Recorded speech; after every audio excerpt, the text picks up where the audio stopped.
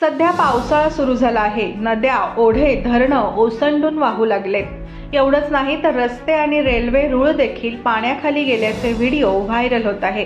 अनेकदा लोकांना पावसामध्ये भिजत प्रवास करावा लागतो। बस, रेल्वेने प्रवास करताना काही काळ पावसापासून सुटका मिळते, पण आता रेल्वेची अवस्था अशी झाली आहे की रेल्वेमध्ये देखील पावसाच्या पाण्याची गळती होत आहे।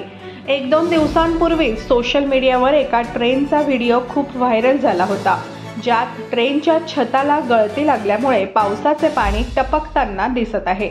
या परिस्थितीमुळे काही प्रवासी चक्क ट्रेनमध्ये छत्री घेऊन उभी आहेत। वंदे भारत शॉवर असलेली पहिली ट्रेन पावसामुळे झाली आहे तिची अवस्था। प्रवाशाने शेअर केला आहे व्हिडिओ। वंदे भारत एक्सप्रेस ट्रेनने दिल्लीहून वाराणसीला जाणाऱ्या अनेक प्रवाशांना ट्रेनच्या छतावरून पाणी गळू लागल्यामुळे त्रासाला सामोरे जावे लागले आहे। या घटनेचा एक व्हिडिओ व्हायरल होत आहे, ज्यामध्ये ट्रेनच्या छतामधून पाणी गळत आहे, त्यामुळे सर्व सीट भिजले आहे। अनेक प्रवाशांनी या मुद्द्यावर तक्रारी करून रेल्वे मंत्रालयावर गाड्यांचे ढिसाळ व्यवस्थापन असल्याची टीका केली आहे।